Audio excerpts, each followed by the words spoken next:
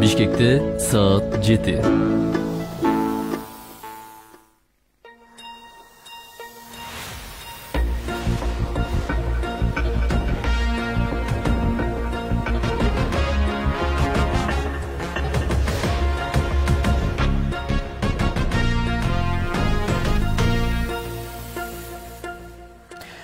Саламатсыздарбы, урматтуу радио көрмандар, кутман таңыздар менен биринчи радио түз эфирде уктурууларын баштайт. Кутман таңыздар менен таңкы бурулуш сиздердин назарыңыздарда. Бүгүн сиздерге Урмат Жээнбеков жана Гүлжан Каражанова кызмат кылабыз. Кутман күн урмат, бүгүн күнгө жума 29 январь, убакыт учкан кыш айы мынтип дагы ортолоп баратат. Дагы бир айдан кийин жаз келип калат экен деп көпчүлүк күтүп турса керек. Элибиз айтылып келгендей, бүгүн биздин алдыбызда жазга чейинки убакытта татыктуу басып өтүү зарылдыгы турат.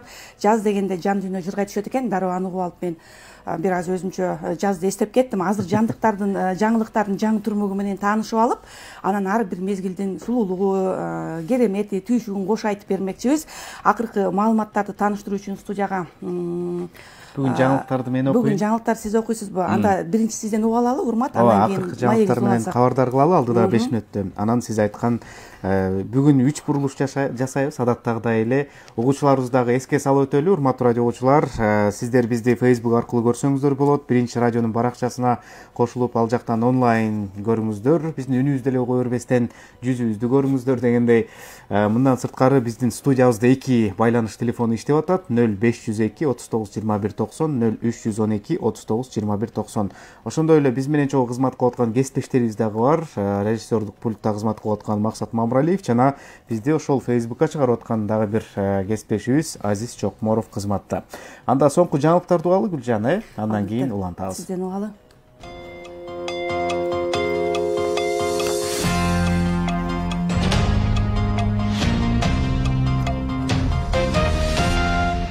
Кыргызстан көз карандысыз мамлекеттер шериктештиги уюмуна мүчө мамлекеттердин интеграциясын чыңдоого багытталган туруктуу позицияны карманат жана уюмдун алкагындагы кызматташтыкты ыраттуу өнүктүрүүнү жактайт.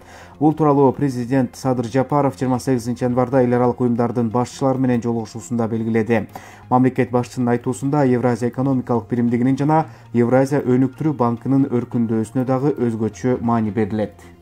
Улуттук экономиканын туруктуу өнүгүшү үчүн ыңгайлуу шарттарды түзүп, инвестициялардын агымын көбөйтүү зарыл. Бул багытта Евразия экономикалык биримдигинин потенциалдуу рыногуна чыгуу максатында товарлардын, кызмат көрсөтүүлөрдүн, капиталдын жана эмгек ресурстарынын эркин жүрүшүндө толук масштабтагы жетишкендиктерди күтөбүз. Мындан сырткары, биз жамааттык коопсуздук келишими уюмуна мүчө мамлекеттердин жамааттык коопсуздугун камсыз кылууга абдан кызыктарбыз. Заманбап чакырыктар менен дүйнөлүк коркунучтардын бүткүл спектрине каршы турууда ар тараптуу кызматташууга жана көмөк көрсөтүүгө дагы даярбыз. Эске салсак, Кыргыз Республикасынын президенти Садыр Жапаров 28 январда эл аралык уюмдардын башчылары менен жолугушту. Жолугушууга түрк тилдүү мамлекеттердин кызматташтык кеңеши, эл аралык түрк академиясы, Түркпа, Түрксой, Европа бирлиги, ЖККУнун КМШ аткаруу комитети, Евразия экономикалык комиссиясынын коллегиясы жана Евразия өнүктүрүү банкынын жетекчилери жана өкүлдөрү катышты. Премьер-министрдин милдетин аткаруучу Артем Новиков Газпром ачык акционердик коомунун төрагасынын орун басары Виталий Маркелов менен жолугушту. Тараптар Газпром Кыргызстан компаниясынын үстүдөгү жылга өлкөнү жаратылыш газы менен камсыздоо боюнча инвестициялык программасын ишке ашыруунун жүрүшү жана жаратылыш газынын баасын төмөндөтүү мүмкүнчүлүктөрүн, анын ичинде Бишкек шаарындагы жылуулук электр борбору үчүн атайын тарифти түзүү маселелери талкууланды. Газпром компаниясынын башкармалыгынын төрагасынын орун басары Виталий Маркелов компания өзүнүн негизги иши менен катар өлкөдө спортту өнүктүрүүгө жана билим берүүнү колдоого чоң көңүл буруп жаткандыгын баса белгиледи. 2016 жылдан бери Бишкек шаарындагы турак жайларды жана Чүй областындагы калктуу конуштарды жаратылыш газы менен камсыздоо боюнча толук масштабтуу иштер жүрүп жатат. Бүгүнкү күндө турак жай конуштарынын 58%га жакыны Газпром Кыргызстандын кардарлары болуп саналат. Transparency International эл аралык уюмунун 2020 жылда коррупция боюнча жарыяланган рейтингинде Кыргызстан 180 өлкөнүн ичинен 124-орунду ээледи. Бул тууралуу аталган уюмдун өкүлү Адылбек Шаршеналиев биринчи радиого билдирди. Анын белгилешинче, быйылкы көрсөткүч мурдагы жылдарга салыштырмалуу бир тепкичке жогорулады.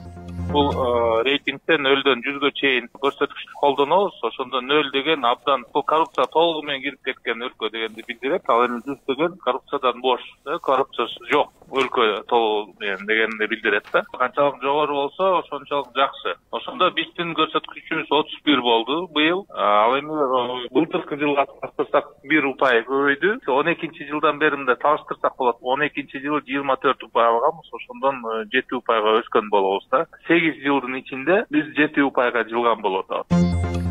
Дүйнө жүзүндө коррупция күч алган өлкө катары Сомали, андан кийин Түштүк Судан жана Сирия өлкөлөрү турат.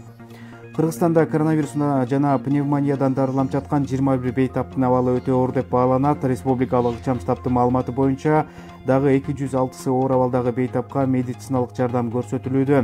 Бүгүнкү күндө стационарларда 618 бейтап дарыланып жатат. Пандемия башталгандан бери өлкөдө 84303 киши коронавирус жуктуруп алган. Алардын ичинен 80481 айыгып чыкса, 1408 каза болду. Бүгүн 29 январга карата дүйнө жүзүндө вирус жуктуруп алгандардын саны 101 миллиондон ашты. Казакстандын Алматы шаарында эпидемиологиялык абалы начарлагандыктан карантин чаралары күчөтүлөт. Шаардын санитардык эпидемиологиялык борбору 1 февралдан баштап шаарда театр жана кинотеатрлар ишин токтотуу чечимин кабыл алды. Соода борборлору, оюн зоок жайлары күндүзгү саат 10дон кечки саат 8ге чейин иштеп, дем алыш күндөрү жабылат. Жабык жана ачык асман алдындагы базарлар кечки саат 5ке чейин гана иштеп, ишемби жана жекшембиде жабык болот. Спорттук иш-чараларды, көргөзмө, форум, конференцияларды, мындан тышкары той аштарды өткөрүүгө тыюу салынды. Жабык жайлардагы балдардын оюн аянтчалары жана аттракциондор, букмекердик кеңселери ишин токтотот. Бала бакчалардын ишинде да чектөө киргизилди. Аларда 15 кишиден ашпаган нөөмөт топтор гана иштейт. Канн кинофестивалы июль айында жылдырылды. Планга ылайык ал 11 майдан 22 майга чейин өтүшү керек болчу. Бирок жаңы графиктин негизинде 16-17 июлга белгиленди. Белгилей кетсек, 2020 жылы пандемиядан улам Канн кинофестивалы өтпөй калган. Фестиваль дүйнөлүк кино тармагындагы кадыр барктуу фестиваль болуп саналат. Спорт жаңылыктарынан дзюдо боюнча Кыргызстандын курама командасынын мүчөлөрү Ысык көлдө окуу машыгуу өткөрүшөт. Жаштар иши дене тарбия жана спорт мамлекеттик агенттигинин басма сөз кызматы билдиргендей, машыгуулар 29 январдан 16 февралга чейин Чолпон Ата шаарында өтөт. Команда Бишкекте өтө турган Азия чемпионатына даярдыктарды көрүүдө. Эми валюталар курсу менен таанышып алыңыздар. Улуттук банктын берген маалыматына караганда, доллардын сомго карата курсу 84,79 тыйын, евро 102 сом 52 тыйын болду, рубль 1 сом 11 тыйын, теңгенин курсу 20 тыйынды түздү. Эми аба ырайы тууралуу маалымат. Бүгүн 29 январда өлкө аймагында жаан-чачын болбойт, бирок жолдор тайгак болот. Абанын температурасы Чүй облусунда 1-6 градус жылуу болот, Талас облусунда 3-8 градус жылуу, бүгүн Ош Жалал Абад Баткен облустарында 6-11 градус жылуу болот, Ысык көл областында 1 градус сууктан 4 градуска чейин жылуу болсо, Нарын облусунда 4-9 градус нөлдөн төмөн. Бишкек шаарында бүгүн кар жаабайт, абанын температурасы 3-5 градуска чейин жылуу болот. Мынакей Гүлжан, соңку жаңылыктарды тыңдадык. Эми биз уктуруубузду улантып, ооба, кесиптеш, ошондой эле урматтуу радио угуучулар, жогоруда Урмат Жээнбеков кесиптешибиз айтып кеткендей, сыртта кыш, ошонун мезгилинде кардын жаабай тургандыгы азырынча синоптиктер тарабынан белгиленип жатат. Көпчүлүк баамдап турса керек, ошол эле мезгилде күн узарып, түн кыскара баштады. Ооба, мен да байкадым, Гүлжан. Эртең менен мен дайым 5те туруп келем го жумушка. Жумушка келгенде 5тен 5:30 деп коеюн. Кадимкидей асман мындай ак болуп агарып калды. Таң атып келаткан белгиси. Буга чейин караңгы түн болчу кадимкидей эле. Чындап сиз айткандай күндүн узарып келатканын байкасак. Кадимкидей мына жумуштан чыкканда деле демейде 6да жумушчу күн бүтөт, саат 6да кечке. Ошол мезгилде чыгып баратканда караңгы болчу. Азыр бара-бара күндүн жарык болуп жаткан маалында жумуштан чыгып үйгө бараткан болобуз, Жогоруда мына учкай кеп кылып атабыз, ошол эле мезгилде азыр экөөбүз сөз да кылып атабыз. Мына Кыргыздын ай күн календарынын түзүүчүсү Төрөн Жумаев дайыма айтып келгендей, азыр 40 күнгө созулган кыш жылден өкүм сүрүп жатат. Тактап айтканда кыш жылдеси 8 январда түшүп, 18 февралда чыгат эмеспи? 21 декабрдан жана биз күн узарды дегендей, 22 декабрга караган түнү эң узун түн экенин айта кетели. Ошол эле мезгилде Төрөн Жумаев айткандай, мына 22 декабрда күн узарбай дагы, кыскарбай дагы 7 күн кармалып турат экен. ошол маалда жаңы жылга чейин. Анан 1-январдан тарта күн акырындык менен узарып, эми азыр 29 февралга келе атпайбызбы, даже мындай айтканда 28 январды жыйынтыктап бүгүн 29-у. Ошол эле мезгилде февралга дагы 1-2 күн калды. Мына ошол эле маалда 1-январдан тарта күн акырындык менен узарып, ал эми 90 күнгө созулган 90 мезгили 13 декабрда башталып, түшкөн соң 25 күндөн кийин дагы 40 күнгө созулган кыш шилде болот экен. Мына кыш шилдеси 8 январь менен 18 февралдын ортосуна туш келип жаткандан кийин дагы 25 күндөн соң 90 чыгат экен да. Бизде ата бабалар айтып келди, ошо 90 чыкканда жерде томуктай дагы кар калбайт деп. Демек ошол шилде чыккандан кийин 25 күндөн соң бул деген 13 мартка туш келип калат экен. Мындайча айтканда, ошол 13 марттан баштап жерде томуктай дагы кар калбайт деген маанини билсек болот да. Ошондо марттын 22-синен баштап күн менен түн теңелет. Анан кайрадан күн узара баштайт. Күн узарып ошондо июньга чейин. Ооба, ошондой мезгил башталат. Эми мына бул мезгил аралыгында мына жаз демекчи ковидтин жайылышы дагы ошол жаз мезгилине туш келбеди беле. Мына азыр 1 жылга чукулдап баратат. Былтыры 16 марттан баштап Бул Кыргызстанга келгендегисин айтып. Кыргызстандагы келгендегиси. Ал эми Кытайда 2019 жылдын кышында декабрда башталбады беле. Эми азыр пандемия дагы деле күчөп турат. Жогоруда сиз өзүңүз айтып кеттиңиз, Казакстан кайрадан чектөөлөрдү киргизип баштады деп. Коңшу биздин эле коңшу өлкө, бул деле бизди кооптондуруп турат. Себеби биз менен чектеш мамлекет да Казакстан. Мынакей Алматы шаарында дагы бир топ чектөөлөрдү жогоруда айтып өттүк. Анын үстүнө ошол Нур-Султан шаары дагы кызыл аймакка дагы киргизилген. Буга чейин ушул оору жуктургандардын саны көбөйгөндүгүнө байланыштуу. Мына биз жогоруда белгилеп өткөндөй эле, мына адамзат ушул бир ааламды каптаган бир апаат менен алышып келатканына 1 жылдан ашык убакыт болуп кетти.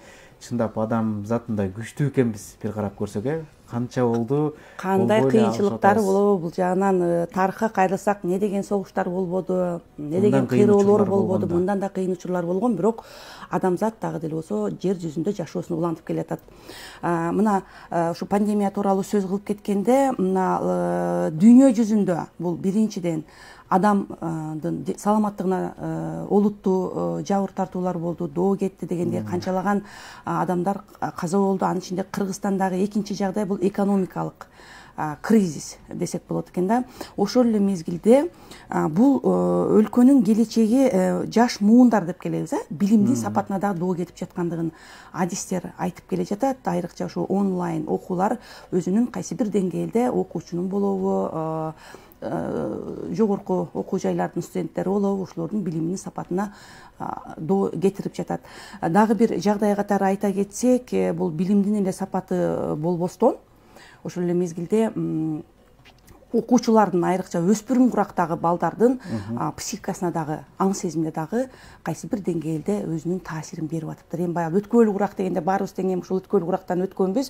Кайсы бир деңгээлде баягы ата эненин сөзүн укпай коебу, же бир башка бала чактан кичине чоңдордун жашоосуна аралашып баштагандагы адамдын мындай өткөөл мезгилинде бир сезимдер болот, алмашуу болот экен. Бул дагы бир канча жылга чейин узарат экен.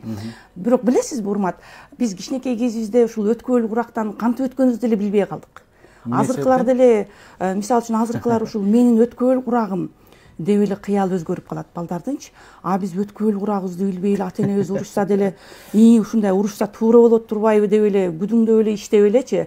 Таарыныч деле жок. Сиз билбегениңиз менен сырттагылар байкагандыр да. Балким. Жана ушул өткөөлүү курактан өтүп атат. Мүнөзү өзгөрүп, мүнөзү өзгөрдү болуш керек, бирок бизге сезилбеди да ошол. Анан азыр мен балдарымдан кээде карап туруп, мен ушундай өткөөлүү куракты башымдан кечирдимби деп өзүмө суроо берип калам да.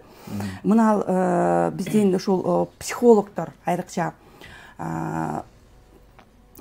пандемия маалында ушул жаш бала бакчага барып аткан балдардан тартып, жогорку окуу жайдын студенттери, мектеп окуучулары, айрыкча ушул өткөөлүү курактагы балдарда бир топ ушул кыйналуулар болгондугун, психологиялык жактан ушул жабыркашыптыр да. Ошол эле мезгилде айрыкча адам ар кандай пессимисттик ойлорду ойлоно бергенден улам дагы кадимкидеги өнөкөт оорулар дагы пайда болот экен. Бул жерде өнөкөт оору дегенде организмдеги өнөкөт оорулар эмес, кайсы бир органга доо кетип жаткандыгы эмес, ошол эле мезгилде бул адамды бактысыздык деген да ооруга алып келет экен. Сиз ушундайды уккан белеңиз? Психологиялык жабыркаган бактысыздык деген. Бул деген ал турсун өнөкөт ооруга да айланып кетет экен, бактысыздык оорусу. Ал каяктан чыгат деп сурап койбойсузбу? Каяктан чыгат экен? Мисалы үчүн ошол Американын окумуштуулары изилдеп чыгыптыр. Көрсө, мына ошол жылына 10 миллион доллардан ашык акча тапкан адамдар алардын кол алында иштеген кызматкерлерine караганда анчалык бактылуу болбойт экен. Кызык, бул кызык да. Мисалы жакыр жана орто жашаган адамдардын басымдуу бөлүгү кептин баары байлыкта, акчасы бар, байлыгы бар, бул деген бактылуу деп ал турсун суктанып келген учурлары дагы бар. Көрсө, белгилүү сериалдагыдай байлар дагы ыйлайт экен. Балким алар ошол өнөкөт бактысыздык оорусу менен ооруп аткандыр. Эми бул албетте бул психологдордун өзүнүн буга жообу бар болуш керек. Ошол эле мезгилде депрессия, стресс деген дагы адамдарды коштоп жүргөн бул аң сезимдин жабыркаган оорулардын түрүнө кирет эмеспи? Гүлжан, мисалы биз ушул пандемия башталгандан бери, баягы Кыргызстанга келгенден бери, ушул оору келгенден бери бизде чектөөлөр болбоду. Анан бирок сиз экөөбүз иштеп эле атпадыкпы? Анан башка кесиптештерибиз дагы үйдө болуп калды, шартка жараша болуп калды. Чындап баягы элге аралашпасаң, эл менен аралашпасаң, кесиптештериң менен жүрбөсөң, ушунда ээн эркин жүрбөсөң, чындап психологиялык жактан жабыркап калчудай окшойсуң. Мен мисалы отпуск алган учурда, эмгек өргүүгө чыктыңыз, эмгек өргүүгө чыккан учурда деле мындай өзүм психологиялык жактан жабыркаган сыяктуу болуп кеттим да.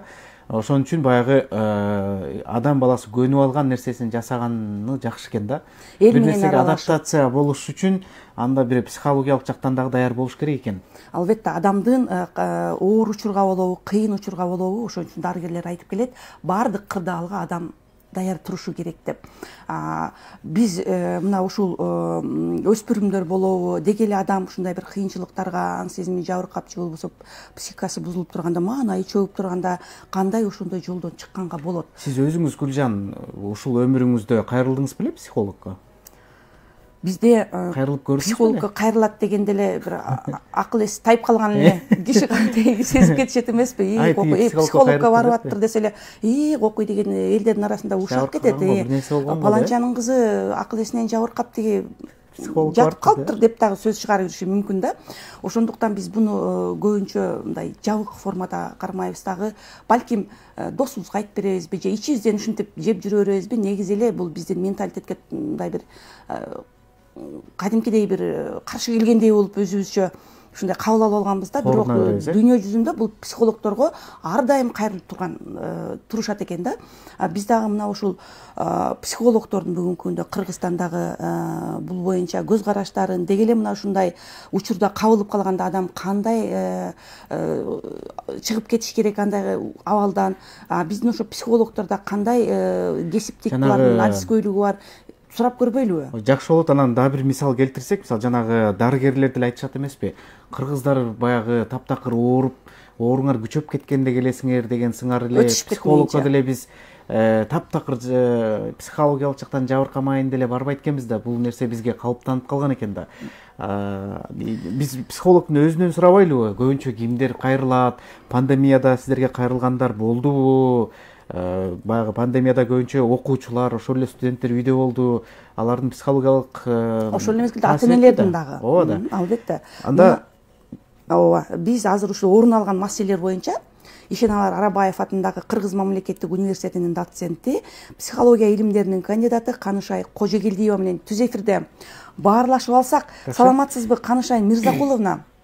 Саламатсыңарбы? Кутман таң. Кутман таңыңыз менен эчкем.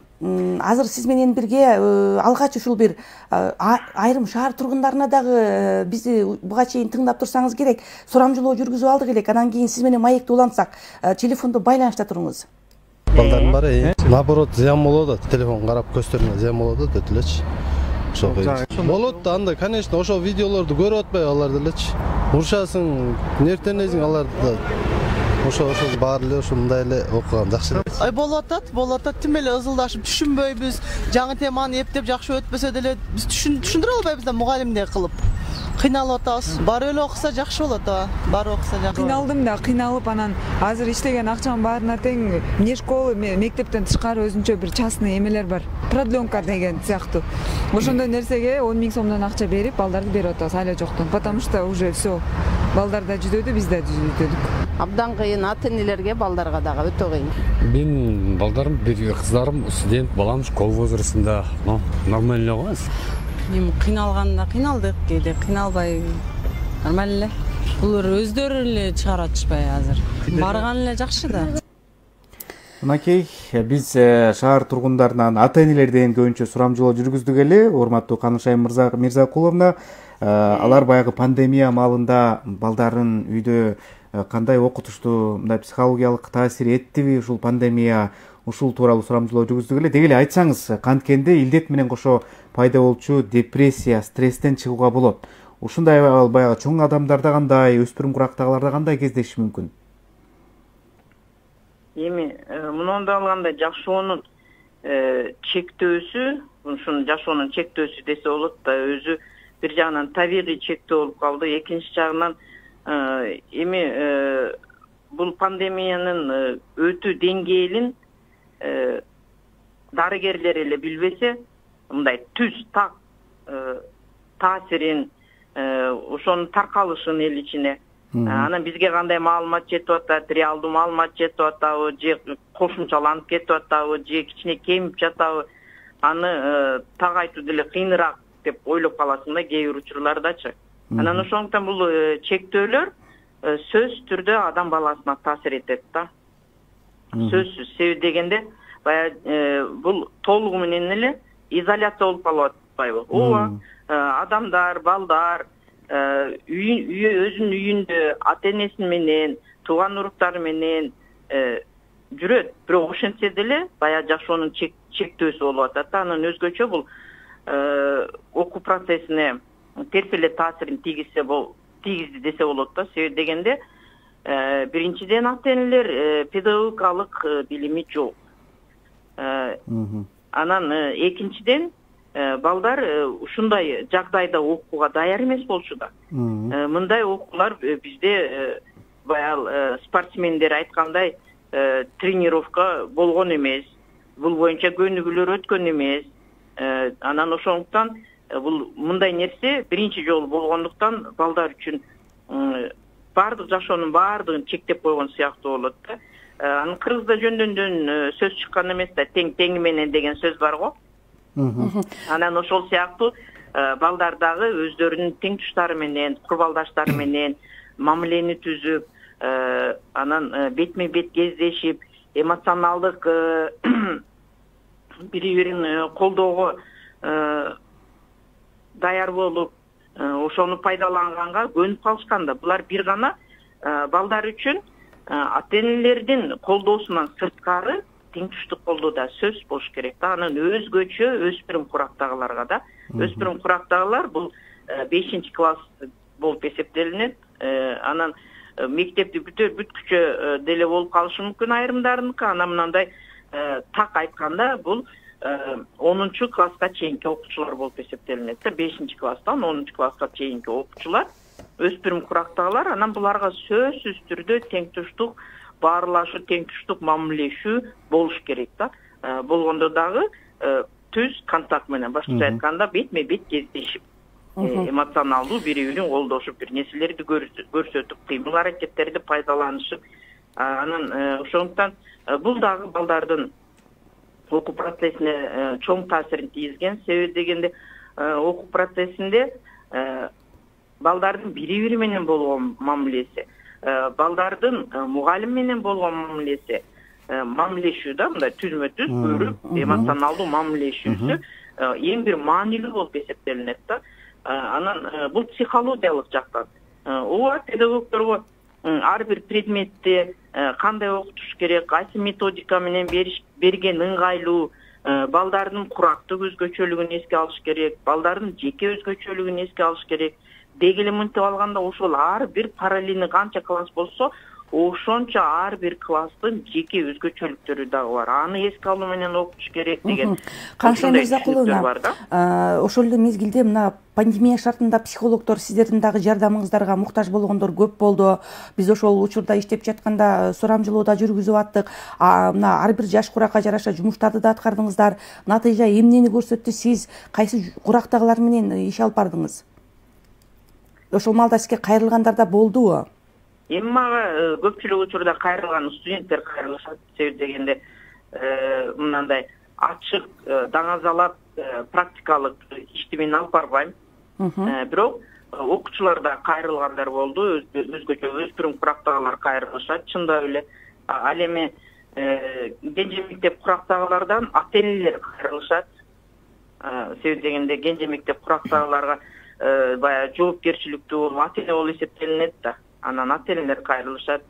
Себеби дегенде ата-энелер бир гана ошол окуу процессин гана билбестен, баягы окутуу методикаларын гана билбестен, ошону эле катар бала менен ошол окутуу процессинде баягы өзү кыйналып атат да. Кандай түшүндүрүш керек, кандай билдириш керек, эмне жагын көрсөтүш керек.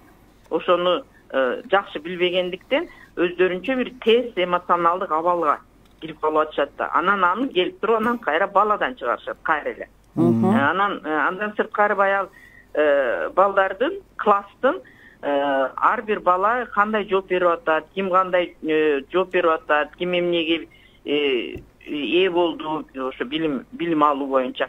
Ошону ата-эне дагы анча мынча билип калып атпайбы? Ага чейин баланы мектепке жөнөтүп коюп эле, анан келгенден кийин тапшырмаңды аткар деп койчу, анан биринчи класстарга жардам берчү, аны дагы билген ата-энелер жардам берчү, болбосо бала өзү эле жасай берчү. Анан ошондуктан баягы аралашканда ата-эне кыйналып кетип атат. Анан ошондуктан башталгыч класстын көбүнчө ата-энелери кайрылат. Ал эми мына орто класстагыларды алганда балдар өздөрү кайрылышат да. Эми ошо кайрылган мезгилде мурда кандай эле азыралардын саны кандай болуп атат? Өсүүлөр болуп атабы? Кайсы жакка өсүүлөр? Мына ошол психологдорго кайрылгандардын санычы? Психологко кайрылгандар азыр кайра тетирисинче психологдордон көбүрөөк жардам алып, баягы колдоого ээ болгонго, кандайдыр бир эмоционалдык колдоого ээ болгонго аракеттенген ата-энелер да, окуучулар да көп болуп калды. Себеби дегенде буга чейин психологдор жана өзүңөр айткандай психологдорду көп эле билишчү эмес да. Анан чындап эле баягы психолог кайрылат десе эле бир аз акылынан тайып калгандар эле кайрылат деген ушундай мүнөздө болчу да. Мындай алганда жөн эле өзүңүн баягы ички дүйнөңүн эс алышына, жөн эле мынтип дүйнө таанымыңа кичине бир таасир эте тургандай болуш үчүн кээ бир учурда сөзсүз эле баягы бир кандайдыр бир көйгөй пайда болгондо эле кайрыла бербестен мындай да деле бар, психолог менен мамиле түзүп аралашуу. Канышай Мырзакуловна, мына сиз белгилүү адиссиз. Элибизде ушул айтылып келет да, жаман ойлордон арылыш үчүн шараккан сууга айтыш керек депчи. Бул туурабы же ушул сырыңды, иштеги муңуңду сырдашкан адам менен бөлүшкөн туурабы? Негизи мындай да, кыргыз элинин ушул макал лакаптарын жакшылап карай турган болсо, өзү түбүнөн психологиялык мазмунга ээ да. Анан баягы кыргыздардын ар бир макалы чындап эле макал лакаптары, айткан акыл сөздөрү терең жагынан психологиялык да. Анан ошондуктан ооба алдын ала ошо керектүү маалыматты алып алганда эле эң бир пайдалуу болуп эсептелинет. Адам демек аябай бук болуп кетип, же бир муңу күчөп, ый күчөп кетсе, же болбосо бир кайсы бир жагдайда кыйналып турган болсо, сөзсүз түрдө аны ички бугун чыгарып алыш керек. Сөзсүз. Бул эми баягы жана өзүңөр деле айтып атпайсыңарбы? Биз кыргыздар деп. Ооба, биз негизи бир эле кыргыздар эмес, Азия элдери түнтүрөөк келебиз да. Анан өзгөчө кыргыздар түнтүрөөкпүз да, баягы ичибиздегини ичиңен бышып коюп эле жүрө бересиң да. Деги эле мынтип алганда, кандай гана оору болбосун, анын башталышы психологиялык. жабыркоо башталышы психология ооба кандайдыр бир кичинекей көйгөй болсо ичиңде кармап жүрө бересиң, аны бирөө менен бир бөлүшүп жардам берип койчу, сен кандай ойдосуң деп сурабайбыз да психологдорго. Ошол эле белгилер, жогорудагы белгилер адамды кайсы бир деңгээлде өнөкөт бактысыздыкка алып келиши мүмкүнбү? Мына жогоруда бир аз өнөкөт бактысыздык тууралуу да сөз кылып кеттик эле. Барбы ушундай? Психологдордо деги эле психологияда мындай түшүнүк бар да. Багытталуулук деген. Адамдын инсандык багытталуулугу. Анын ичине туура максат коюусу, мотивациясы, айлана чөйрөдөгү деги эле табигый шарттарды колдоно билүү, жаныңдагы адамдардын баягы колдоосун, мамилесин колдоно билүү дегенден алыстап калган адамдар көпчүлүк учурда чындап эле ушул өнөкөт бактысыздыкка өздөрүнө шарт түзө берет да. Себеби дегенде ошол бактысыздык кайра ошол адам бул жерде ошол адамдын башка нерселерге жада калса ошол буюмдарга дагы адамга тургай буюмдарга жасаган мамилесинин өзгөчөлүгүнө да жараша болот да. Сизге чоң рахмат, урматтуу Канышай Мырзакуловна, ыраазычылыгыбызды билдиребиз таң эрте кызыктуу маек куруп бергениңиз үчүн. Эске сала кетели, биз менен Ишеналы Арыбаев атындагы Кыргыз мамлекеттик университетинин доценти, психология илимдеринин кандидаты Канышай Кожогелдиева баарлашты. Биз уктуруубузду уланталы Гүлжан. Бирок алдыда кыскача жаңылыктардын кезектеги чыгарылышын орус тилинде угуп алып, кийинки берүүбүзгө өтө турганыбызды айта кетейин. Уктуруубуздун экинчи бөлүгү өлкөнү газдаштырууга багытталат. Сиздерди кызыктырган суроо сунушуңуздар болсо, биздин Facebook'тагы баракчабызга азыр бүгүнкү чыгарылыш түз эфирде көрсөтүлүп жатат. Алдыга комментарий калтырсаңыздар болот. Бишкекте саат 7:31 өттү. Жаңылыктар. Канат, кош келипсиң. Доброе утро, уважаемые, любимые мои коллеги. Гульжан, доброе утро. Доброе утро, Гульжан. Как всегда, выглядишь супер-пупер. Да, действительно, послушал я вашу беседу с вашим гостем. Действительно, много чего интересного узнал. И не только про это, но и про себя тоже. 7 часов 31 минута, время в Бишкеке. Вы продолжаете слушать Беренчи радио, программу «Утренний разворот». И, как всегда, по традиции в это время, новости на русском языке.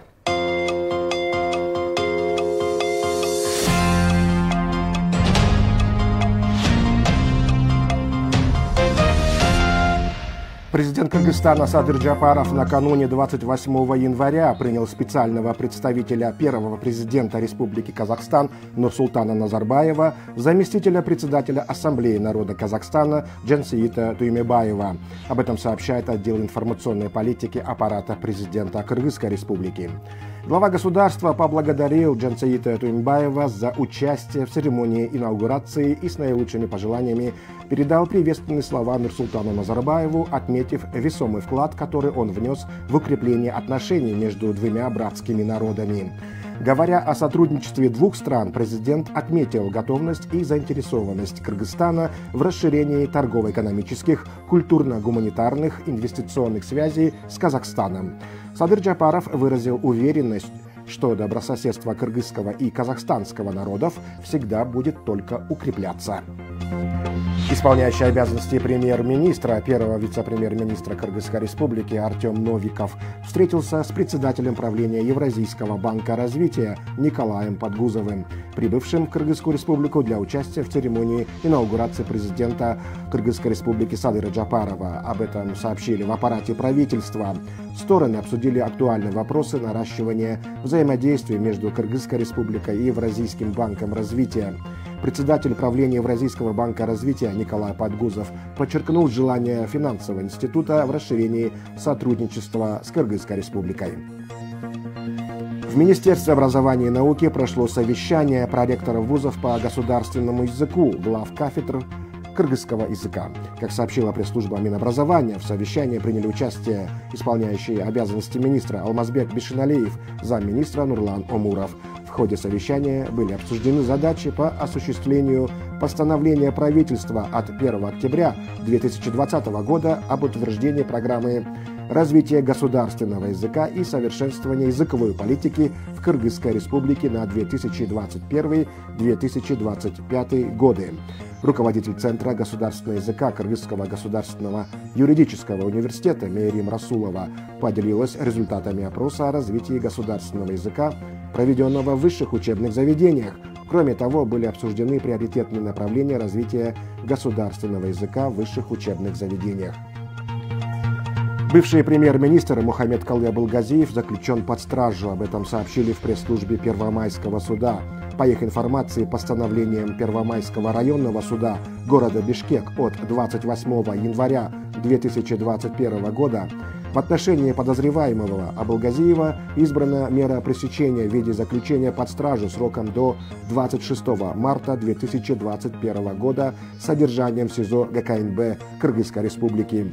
Бывший глава правительства подозревается в незаконном обогащении.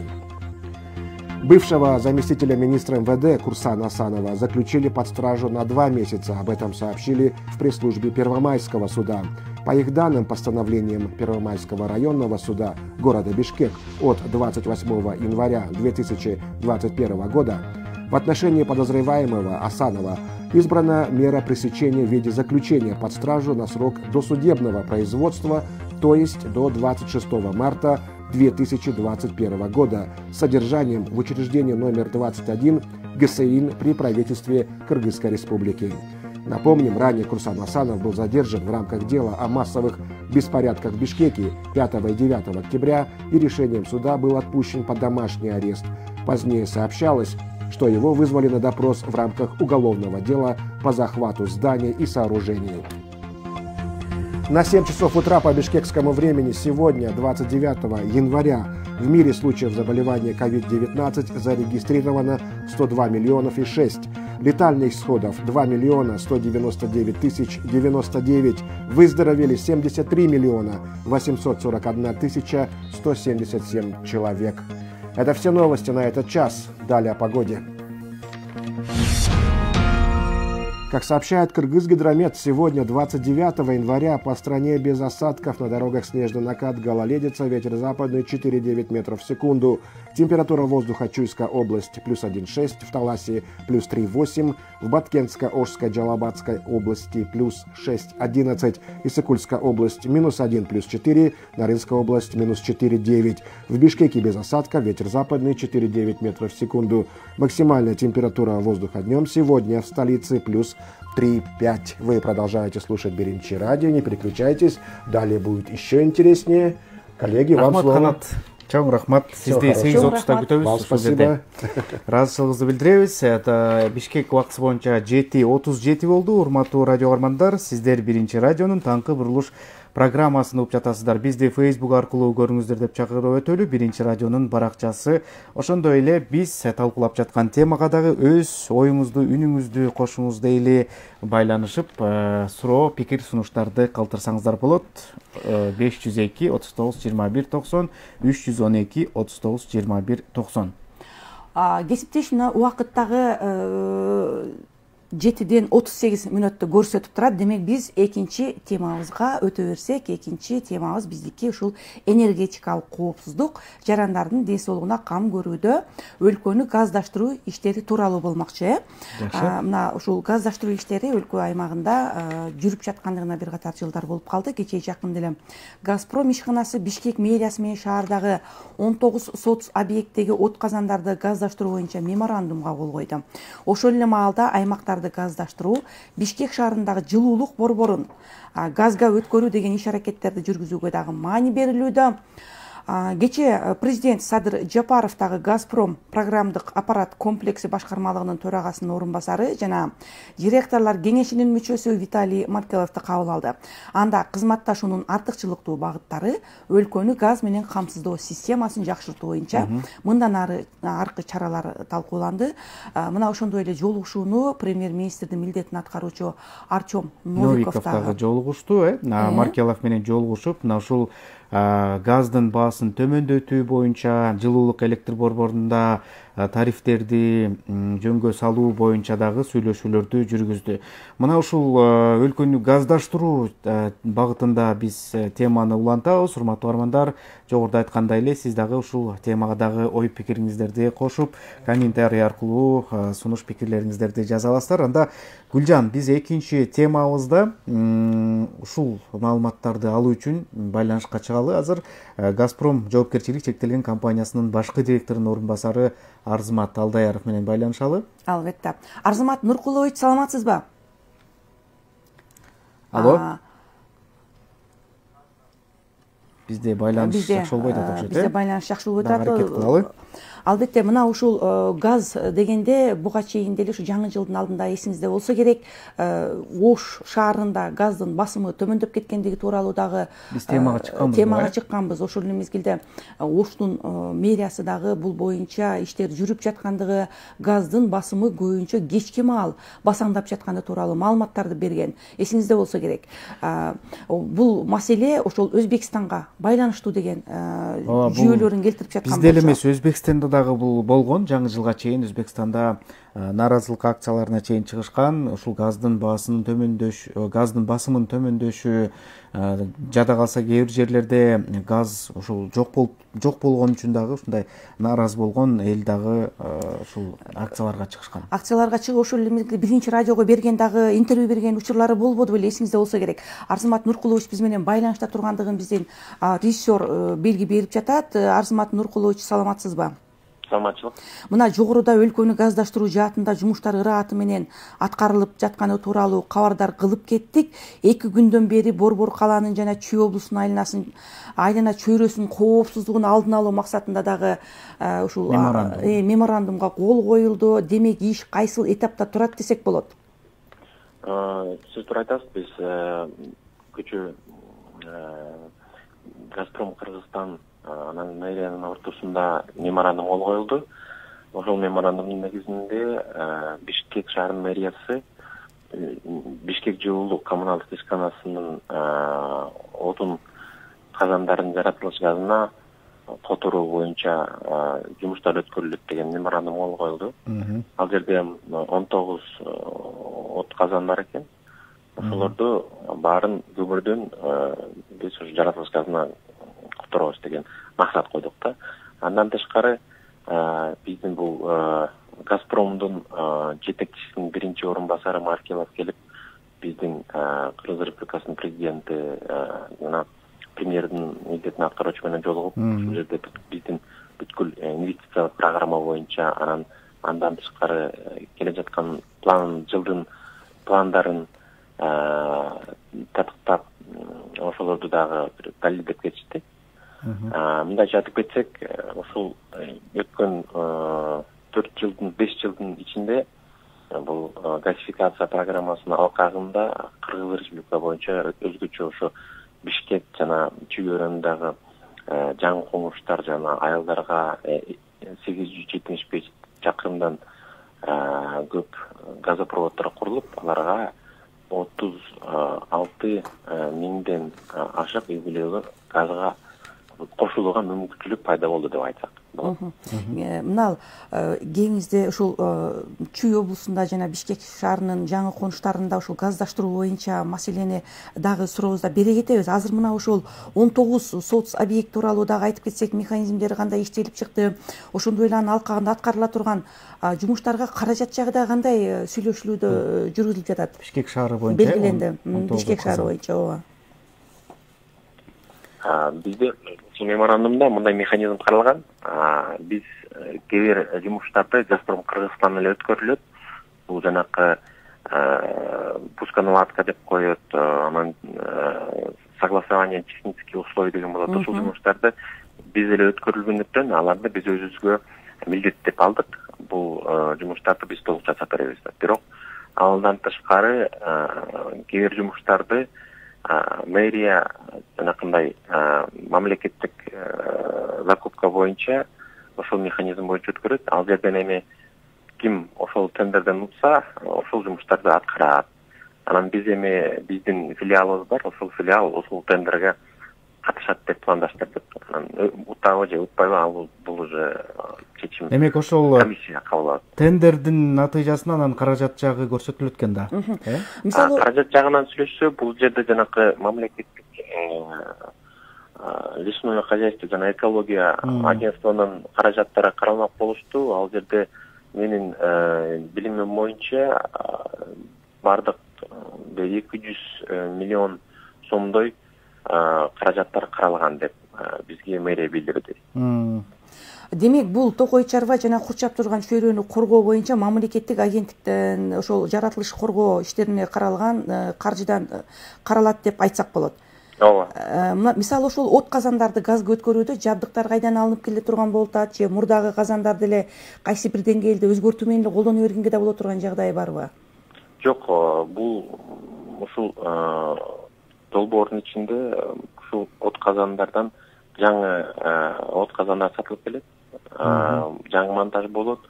Буларды жанакы көмүр от казандарды алып жаратылыш газга иштеген жаңы от казандарды коюлат. Эми ушул иштердин бардыгы октябрь айына чейин болот деп айтылбадыбы өткөнкү баягы жолугушууда? Анан булардын бардыгын аткарууга убакыт жетеби бизге? Жетишебизби ушул октябрга чейин? Эми биз мэрия менен ушул меморандум кол койгондо атайын планды дагы кабыл алдык. Ал планда бүткүл ушул этаптар каралган. Эми мэрия жагынан, каражат жагынан, жанакы мамлекеттик закупка боюнча жумуштары ушул убакытта аткарылса, техникалык жагынан биз бул жумушту сентябрь айына чейин бүтүрүп койсок болот. Арзымат Нуркулович, эми кайра келгенде жанагы аймактарда жана ушул жаңы угунуштарды газдаштыруу ишине кайрылып келгенибизде, билесиз да, буга чейин газ түтүктөрүн үйгө киргизүү, турак жайларды газга туташтырууда баанын кымбат экени дагы маселе жаратып келди эле да. Мэрия буга байланыштуу сунуш жибергени айтылган. Калктын турмуш шартын эске алууда кандай иш аракеттери бар сиздерде? Ооба, кечээ Новиков менен да жолугушканда сунуш берилди го. Маркелов менен жолугушууда ушул газдын баасын төмөндөтүү мүмкүндүгү боюнча. Газдын баасынан сырткары ошол жана газдарды киргизүүдөгү маселелер боюнча айтып берсеңиз. Бул жерде дагы биз ушу өкмөт менен абдан тыгыз иштеп атабыз. Ал ушул жумуштун ичинде биз азыркы убакытта Айыл банк жана РСК банк деген банктар менен сүйлөшүүлөр жүргүзүлүп атат. Өзгөчө мындай айтып кетсе болот, РСК банк менен келишим уже кол коюлуп калды. Аны буюрса келе жаткан бир 1-2 жумада биз жарыялап ушул маалыматты беребиз да. Бирок бул ушул өкмөт жагынан ал жерге сунуш киргизилген, газга кошула албаган мүмкүнчүлүгү жок үй бүлөлөргө ушундай өзгөчө атайын бир кредитный продукт рассрочка берсек болобу деп. Ошондон биз РСК менен жанагы Айыл банк менен иштеп чыгып атабыз. Мына льготный насыя болсо ошону льгота болуп берели депчи. Анан ал жумушту биз өзүбүз деле 3 жылдан бери өткөрүп атканбыз, бирок ал жерге ушул мамлекеттик банктар ал проектке кошулган эмес болчу да. Мына ошол жоруда РСК банк тарабынан бөлүнө турган каражат бул газдын баасына каралып атабы же турак жайларды газга туташтыруудагы иштерге каралып атабы? Жок, бул ушу газдаштыруу жана жаратылыш газында иштеген от казандарды сатып алууга каралып атат да.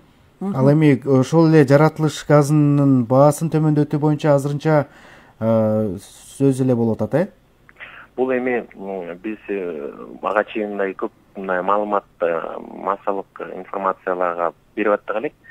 Эми негизги бул азыркы убакытта айтсак, бул тариф дефицит менен коюлган.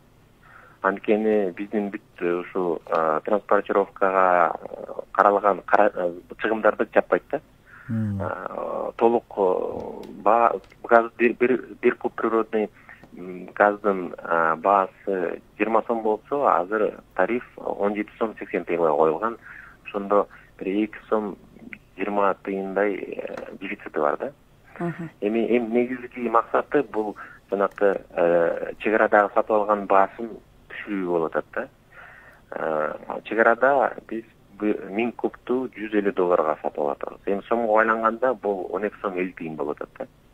Ошого карата биз дагы ошо өкмөткө сунуш киргиздик. Бул эми биздин эмес, анан өзгөчө бул Газпромдун эле эмес маселеси эмес, анткени бул маселе өкмөттөрдүн же өлкөнүн биринчи башкаруу органдарынын ортосундагы сүйлөшүү боюнча чечилүүчү маселе да. Мына ушу чек ара жөнүндө сөз кылып калдыңыз, чек арадагы баалар деп. Мына ошто жаңы жыл алдында газдын басымы начар келип жаткандыгы айтылды эле. Буга Өзбекстандын өзүндө көйгөйлөр бар экени себеп катары көрсөтүлгөн. Мына ушул бааны дагы жогорулатуу боюнча дагы сөз болуп атыптыр деген дагы бир кептер тарады эле. Бул канчалык чындыкка дал келет? Ошол эле мезгилде бүгүнкү күндө абал кандайча жөнгө салынды? Жок, баа боюнча эч маселе, көтөрүлүү боюнча эч маселе жок. Мен айтып кеткендей, ошо $150 төмөндөтүү боюнча сүйлөшүүлөр башталды. Бул жерде ошо биздин Кыргыз Республикасынын өкмөт жагынан ар кандай маселелер көтөрүлүп атат. Эми биз ошого мындай абдан көп үмүттөнүп атабыз, ушул жумуш бүтүп, анан газдын баасы төмөндөйт деген. Биз анткени ага деле биз абдан керектүү болуп атат да. Эми Ош шаарындагы газ басымы азайып боюнча азыркы убакытта ошо республикалык түштүк аймагын жаратылыш газ менен камсыздоо кылууда чын эле техникалык көйгөйлөр бар. Анткени ушул республиканын түштүгүнө газды жеткирүүчү Устрансказ компаниясы тарабынан температуранын кескин төмөндөп кеткен убагында ички ресурстар жетишсиздигинде көлөмдүү жаратылыш газын бизге мындай толук бере албай жатат да. Эми бул мындайча айтып кетсек, жалаң эле техникалык маселе, ресурсный база деп коет да.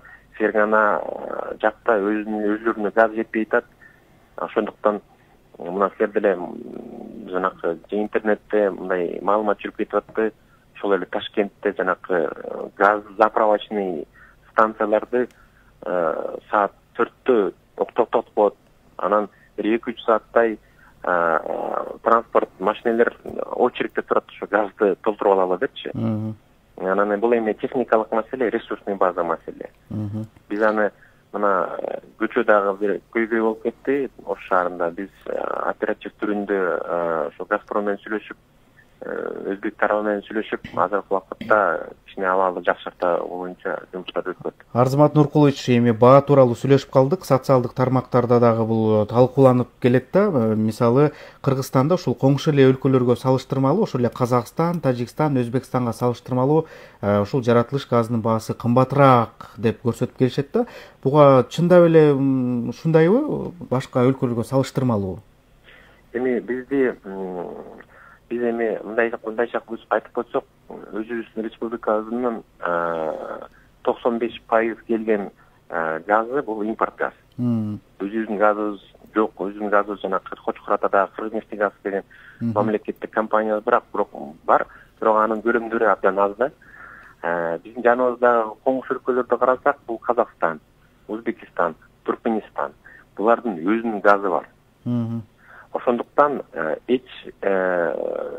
бүт ушундай экспорт өлкөлөрдүн ички баасы мындай жасалат да. Алар экспорттун баасын абдан көп кылып, ошол келген акча каражатты жанакы внутреннее перекрестное субсидирование деп коет. Өзүнүн элине койгон баасын субсидировать этип абдан төмөндөтүп коет да. Биз эми андай мүмкүнчүлүгүбүз жок. Анткени биз өзүбүздүн газыбыз жок болгондуктан сатып алабыз да. Ошол эле мезгил алар менен ушул өлкөлөр менен салыштырган бул туура эмес.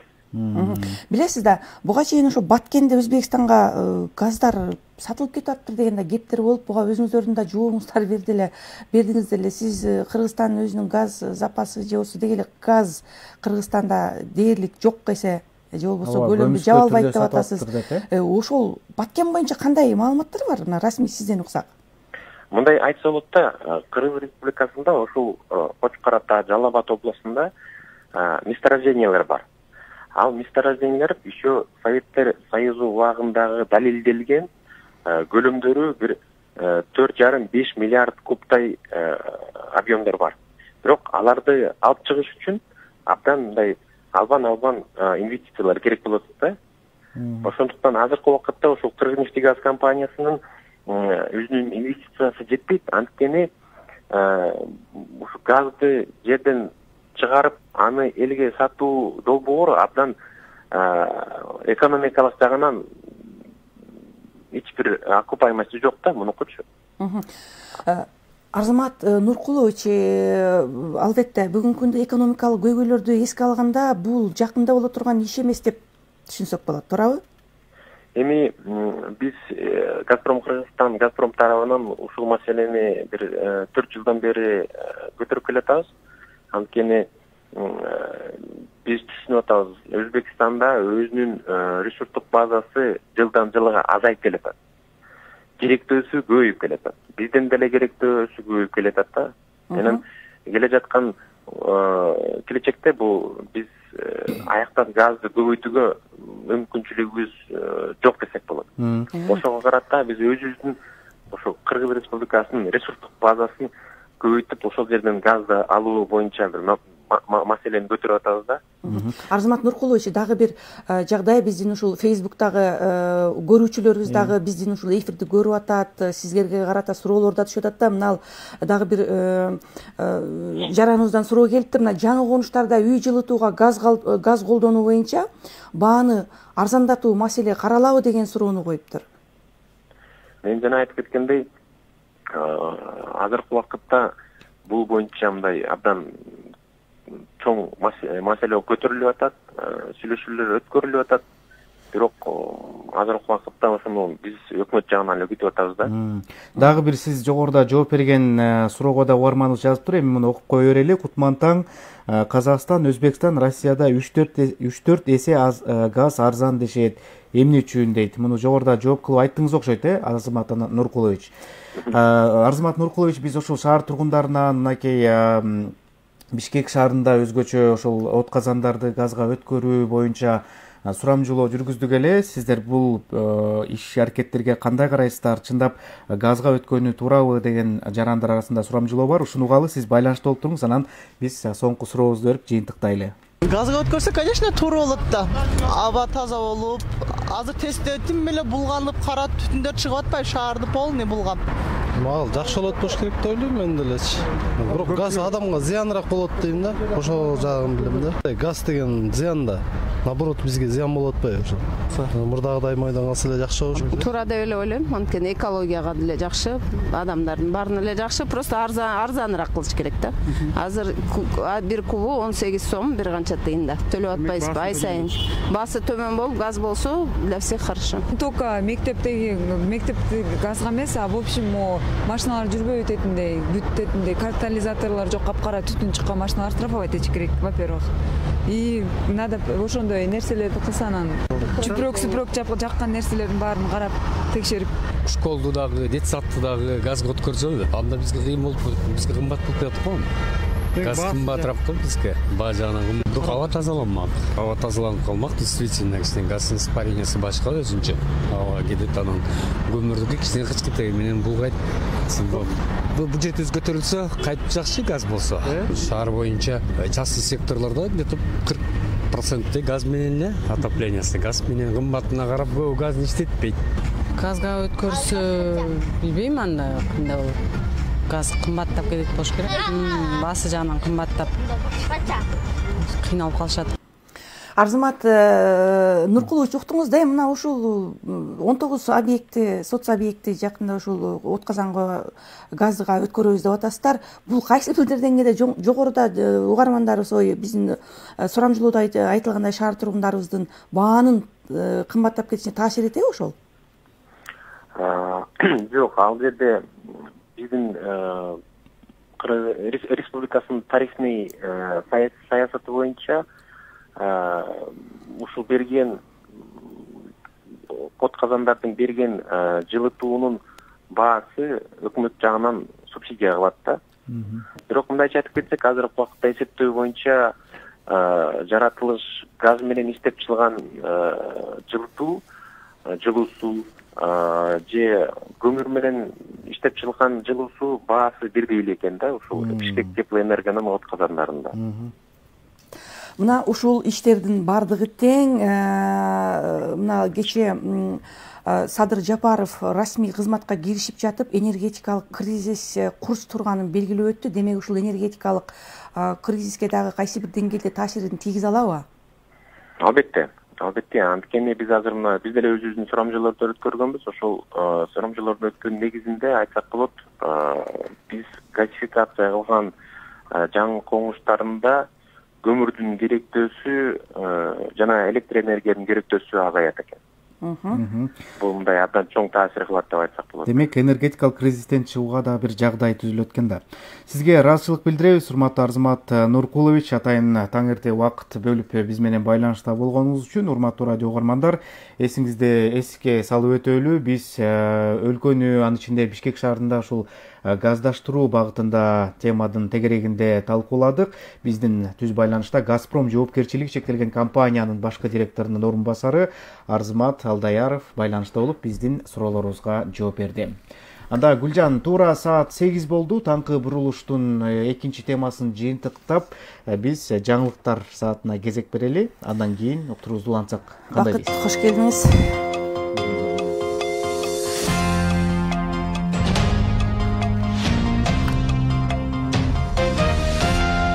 Адамзаттын туруктуу өнүгүүсүн камсыз кылуу менен байланышкан Кыргызстан менен Бириккен Улуттар Уюмунун ортосунда көптөгөн тармактарда тыгыз өнөктөштүк мамилелер түзүлгөндүгүн президент Садыр Жапаров 28 январда эл аралык уюмдардын башчылары менен жолугушуусунда белгиледи. Мамлекет башчысынын айтуусунда дүйнөлүк туруктуу өнүгүү максаттары жана өлкөнүн катышуучу болгон негизги эл аралык программалар боюнча бардык чараларды мындан ары ишке ашыруу улантылат.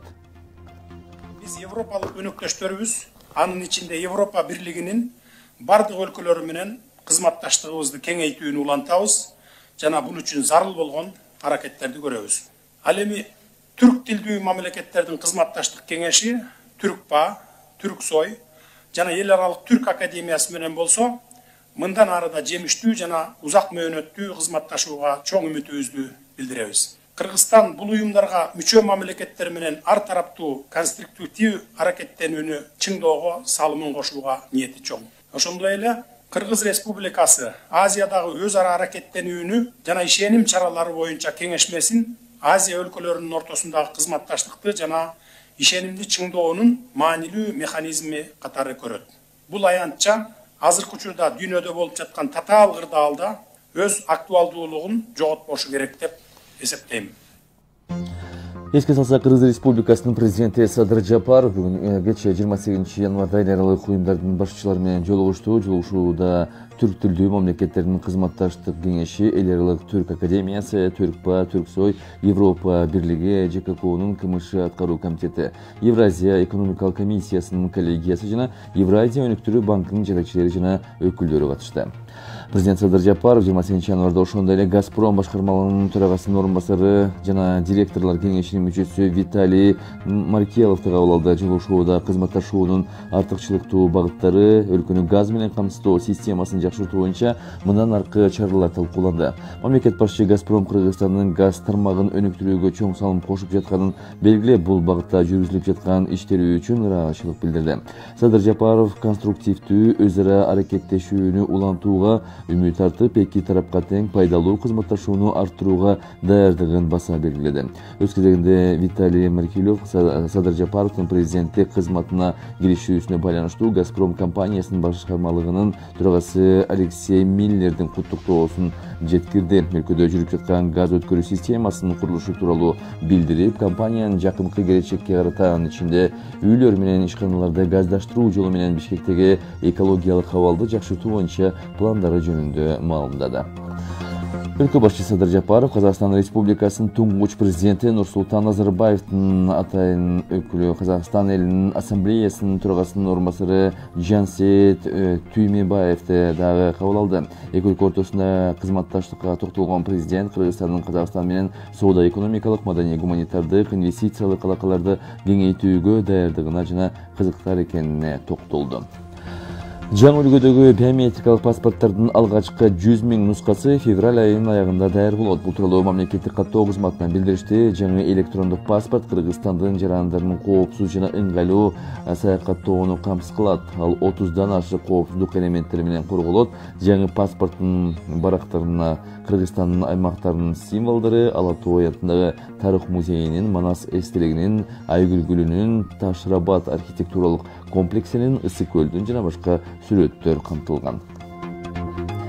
Кыргызстанда коронавирустан каза болгондордун көпчүлүгү Бишкек шаарында катталса, андан кийинки орунга Чүй областы, 3-чү орунга Ош областы чыкты. Пандемия башталгандан бери өлкөдө 84 303 киши коронавирус жуктурган, алардын ичинен 80 481 бейтап айыгып чыкса, 1408 каза болду. Бүгүн 29 январга карата дүйнө жүзүндө вирус жугузулгандардын саны 102 миллиондон ашты. Казакстанда 1 февралдан тарта калкты коронавируска каршы эмдөө башталат. Жыл аягына чейин 6 миллион адамды дарылоо пландалган. Бул тууралуу жергиликтүү басылмалар жазып чыгышты. Эмдөө этабы менен жүргүзүлөт. Февралдан тарта алгач кооптуу аймактарда иштеген медицина кызматкерлери эмделет деп айтылат маалыматта. Кыргызстанда виртуалдык картасы чыгарылды. Онлайн картадан өлкөнүн Ордо калаасын, аймактарындагы туристтик жерлерди жана объектилерди 3D форматында көрсө болот. Карта орус, кыргыз, англис тилдеринде жеткиликтүү. Виртуалдык картанын расмий бет-ачары февралга пландалууда. Дзюдо боюнча Кыргызстан курама командасынын мүчөлөрү Ысык көлдө окуу машыгуу өткөрүшөт. Жаштар иштери, дене тарбия жана спорт мамлекеттик агенттигинин басма сөз кызматы билдиргендей, машыгуулар 29 январдан 16 февралга чейин Чолпон-Ата шаарында өтөт. Команда Бишкекте өтө турган Азия чемпионатына даярдыктарды көрүүдө. Эми валюталар курсу менен тааныштыра кетсек, 1 Америка доллары 84 сом 79 тыйын, евро 102 сом 52 тыйын, 1 орус рубли 1 сом 11 тыйын, казак теңгеси 20 тыйынга бааланууда. Бүгүн Чүй областында ауанын температурасы 1,6, Талас областында 3,8 градус, Ош, Чалова, Чарбакен областарында 6,11 градус жылуу болсо, Ысык көл областында 1 градус сууктан 4 градуска чейин жылуу, Нарында 4,9 градус суук болот. Бүгүн Бишкек шаарында жаан-чачын күтүлбөйт, ауанын температурасы 3,5 градус жылуу. Рахмат Бакыт, сизге ыраазычылыгыбызды билдиребиз. 8:05 урматтуу угуучулар, сиздер Биринчи радионун таңкы бурулуш программасын угуп жатасыздар. Ооба, биз түзөгөдө уктурууларыбызды уланта беребиз. Адистердин айтууларында бүгүнкү күндө өлкөнүн экономикалык абалы жакшы эмес. Кризис өткөн жылдын март айынан берки коронавирус илдетинен улам башталды деп өзүбүздү соорутконубуз менен маселенин башталганына көп жыл болуп калды деп айтышат алар. Тактап айтканда, бюджетти түзүүчү тармактардагы коррупция, бюрократия, иштин көзүн таба билбегендик өлкөнүн экономикасын сазга батырды деп адистер айтышат. Буга тышкы карызды кошкондо жакынкы мезгил аралыгында ушул мамлекетти оор сыноо күтүп турат. Абалдан канткенде чыгууга болот. Кечээ президент Садыр Жапаров ушул энергетика тармагындагы абал катастрофалык кырдаалга кептелип, энергетика тармагындагы абал 137 миллиард сом же 1,5 миллиард доллар карызы бар экен. Албетте мындай абалдан чыгуу өтө оор кыйынчылык менен коштолору айкын. Ошондуктан алгачкы президенттик жарлыктарым кризистик жагдайдан чыгуу, экономиканы жандантуу чараларын камтууга багытталат, деди мамлекет башчысы. Демек, жагдай анчалык эмес, бирок чыкканга болот. Кантип бул ушул суроо жаралат экен. Мына кечүү дагы ушул Садыр Жапаров инаугурацияда дагы сүйлөгөн сөзүндө муну баса белгилеп өтпөдү. Экономикалык кризис, энергетика тармагындагы кризистерден сөзсүз биз чыгышыбыз керек. Албетте анын алдыдагы негиз кандай иш-чаралар менен алдыда мына ошол экономикалык кризистен чыксак болот. Бул боюнча буга чейин экономисттер дагы өздөрүнүн сунуштарын билдирип жаткан, кайсы тармактарда ишти тездетүү же ошол эле мезгилде аларда кайсы жумуштарды аткара турган бир иш-чаралар белгиленсе, анын деле мындай көпкө узабай эле биздин экономиканы жогорулатып кеткенге болот деген дагы пикирлерин айтып келишти эле. Мына азыр дагы биз менен түз байланышта экономист ушул теманын алкагында ошо экономика илимдеринин доктору профессор Бейшенбек Ишенов байланышта турат. Кутман таң, Бейшенбек агай. Саламатсыздар. Бишимбай агай, мына бүгүнкү күндө мына ушул экономикалык кризис курчуп тургандыгын кечээ президент Садыр Жапаров дагы кызматка расмий түрдө киришип жатып айтып өттү. Анын ошол алгачкы жарлыгы дагы мына ушул өлкөнү экономиканын сазынан ылдамыраак чыгарууга багыттала тургандыгын да айтып кетти. Мына билесиз, бул пандемия дүйнө экономикасын алсыздантты. Кыргызстандын мисалын алганда, ансыз дагы араң турган тармакты кризистик кырдаалга кептеди. Мына өлкө экономикалык жактан оор кырдаалга кептелди деген чочулоолор эл арасында дагы болуп жатат. Сиз кайсы биринчи кезекте аткарылчу жумуштарды атай алат элеңиз? Мага суроо бердиңиз да? Ооба агай. Кайсы жумуштарды биринчи кезекте аткарсак болот? Биринчиден баарыңарда көчөгүнкү биздин президенттин Садыр Нургалиевичтин инаугурациясы болуп, мына президенттик кызматын расмий түрдө аткарууга киришти. Бул баарыбызды бир чети кубандырат, экинчи чети киши айткандай, Кыргызстандын азыркы мезгилдеги экономикалык абалы анча жакшы эмес экенин баарыбыз билебиз. Бул эми мындай абал бизге эле эмес, бүт өлкөлөргө дагы таасирин тийгизди, ал баарыбызга белгилүү. Менин пикирим боюнча мындай бир 4 нерсени эске алуу керек да. Бул өлкөлөр болобу, же артта калган өлкөлөр болобу, баарына бирдей тиешелүү мындай принципиалдуу базалык багыттарда мына адам баласына эмне керек? Биринчиден комфорттуу жашоо чөйрө керек да. Ал ар бир кишинин өзүнүн үйү болуш керек. Анан кийин ошол инфраструктура деп коет, транспортту кошолук, электр энергетикасын кошолук, анан коммуналдык чарбаны кошолук, анан кийин таза экология болуш керек да. Бул адам баласына керектүү нерсе. Бул биринчи багыт. Менин пикирим боюнча. Экинчи багыт, азыркы күндө Кыргызстанда жумуш орундарын түзүү мына ушул абдан зарыл нерсе. Себеби дегенде пандемиянын убагында бир топ биз кыйынчылыкка учурадык.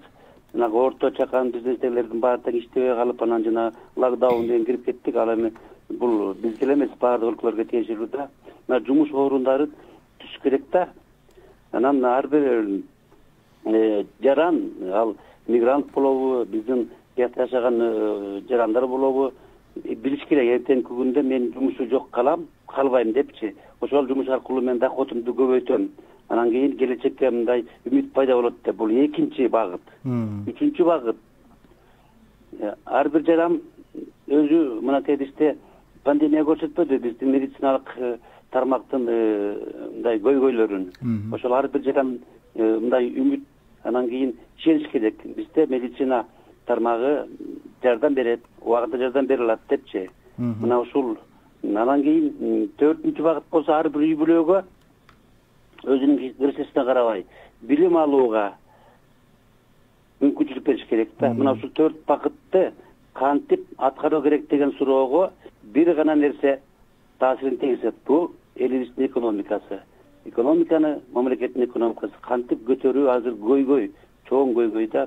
Мен туура түшүнүп атам, көчөгүнү жакшы айтып өттү. Өзүнүн мындай сүйлөгөн сөзүндө президент Садыр Жапаров.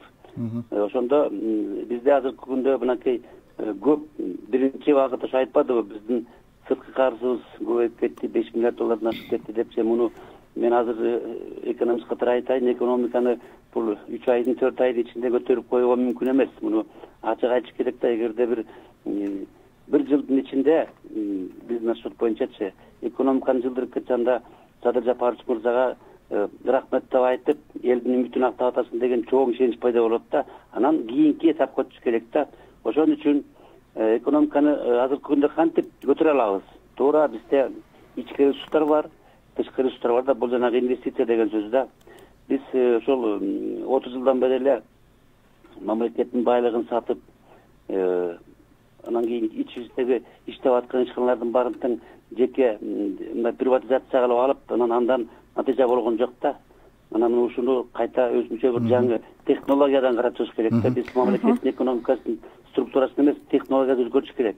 Биз дайыма эле ушул сырье сатпай эле биз товар сатыш керек да. Ошондо гана экспорттук биздин жанагы соода балансы деп коет, ошонун экспорттук көлөмү көбөйөт. Демек көбөйсөндө биздин мамлекеттин казынасында, улуттук банктын казынасында жанагы дүйнөлүк валютанын түшүп келишине шарт түзөт. Бейшенбек агай, сөзүңүзгө аралжы. Мына ушул экспорт маселесин козгоп жатасыз. Экспортто дагы бүгүнкү күндө пандемияга байланыштуу чек аралар жабык, бул жакта дагы чектөөлөр бар экендигин айтып келишет. Албетте товарларды жүгүртүүдө, ошол эле мезгилде айрым бир соода жүгүртүүдө бул жерде ошол пандемия учурунда жана карантин киргизген учурда деле болуп жатты эле. Бул жааттан алганда кандай жумуштарды аткаруу зарылдыгы бар? Эми туура мен бир нерсени айта кетейин. Пандемия учурунда көп бөлүккөн өлкөлөр жанагы мисалы үчүн Кытай, Европа, Американын өлкөлөрү, анан кийин өлкө эмес, чоң жанагы транснациональный корпорация деп коет да, ошолор абдан көп пайда таап алышты. Миллиарддаган доллар менен эсептегендечи. Булар утуштуу болду да. Бул эми баягы азыркы күндө биз мындай билиш керек, биз бул жанагы айтып атпайбы, цифровизация депчи. Биз ошонун эмесинде мындай капканга түшүп калганбыз да. Жанагындай пандемия болуп, иштеп чыга албай, чек аранын баары жабылып, билим берүү токтоп калып, ошолордун баарында көпчүлүгү бутта пайдаланып кетти. Бул жана эл аралык чоң корпорацияларчы. Муну эске алып коюш керек да. Эми туура ал болгон нерсе, бул пандемиянын чейин эле, пандемияга чейин эле начар экономикалык кризис жакындап келаткан. Мына көчөгөн эле жакында, мына 2 күн мурун Давоста бүткүл дүйнөлүк экономикалык форум болду. Ошондой жерде жанагы Клаус Шваб деген бар, ошонун основателичи, ошонун алган интервьюсунда айтпадыбы Путин, Россиянын президенти, кандай чара менен биз ушул экономикалык кризистен дүйнөлүк анан жанагы капкандан чыгып кетүү жолдорун айтып өттү. Мен аны кайтара эле койду. Ал баарыбызга белгилүү маалымат майданда турат, окуп алсак болот да. Эми туура пандемия ал ошол кризисти кичине мындай күчөтүп ийди да. Эми ал пандемиянын чыгуу каяктан келгени жөнүндө мен токтолбой эле коеюн. Ар кандай немелер бар, бирок ошондой болсо дагы бул киши болду деген көпчүлүк окумуштуулардын эмесине айтымына караганда киши кол жаралган деген сөз бар. Бейшенбек Чоңмурунович, мына сиз жогоруда ушул экономикалык кризистен чыгуу багыттарында белгилеп өтпөдүңүзбү жогоруда сөзүңүздө? Анан мисалы Тоо кен тармагындагы ушул жөнөкөй эле ишканалардын иштебей туруп калышы Кыргызстандын бюджетине күн сайын бир эбегейсиз зыян алып келиши мүмкүн. Анан мындай бүтүмгө ушул октябрдын башындагы окуялардын кесепетинен келтирилген чыгымдын алдын ала суммасын эсептеген эл аралык кеңештин адистери да билдиришүүдө. Анан өлкө бюджети ушул өндүрүштөн канчалык көз каранды? Эми өлкө бюджети өндүрүштөн аябай көз каранды. Мынакей бирок айтыш керек. Мисалы үчүн борку Кунтөр компаниясынан 26 жыл болду го дейм примерно. Ошондон бери значит биздин казынага түшкөн мындай киреше $360 миллион болуп турду. Бул эми аз да, 26 жылдан беричи. Ошону карап чыгыш керек. Кайрадан чегерде мүмкүнчүлүк болсо. Президент так айтпады аякта алтынын запасы азайып калган деген пикирди айтты окшойт. Мен бул пикирди бөлүшүү мен үчүн абдан мындай табышмак болуп турат да. Анан экинчи жагы болсо, туура эгерде биз азыркы күндө ички ресурстарды пайдаланбасак, дайым эле сурай берсек, карыздычы, анда карызсалар бере берет. Карыздын да тең келет да, маалы кайтарып бериш керек, туурабы? Мына азыркы күндө биздин тышкы карызыбыз $5 миллиард жакындап калды. Ошонун ичинде эң көбү эле Кытайга бериш керек да. Кытай биздин жакынкы кошуна. Алардын өзүнүн да закону бар да. Анын үстүнө биз ошол Кытай мамлекети менен закон договор түзгөндө ошол эгерде биз карызды бере албай калсак, анда Кытайдын соту аркылуу чечилет. Мындай эске алып коюш керек да. Демек алар өзүнүн мындай кызыкчылыгын колдойт сөзсүз түрдөчү.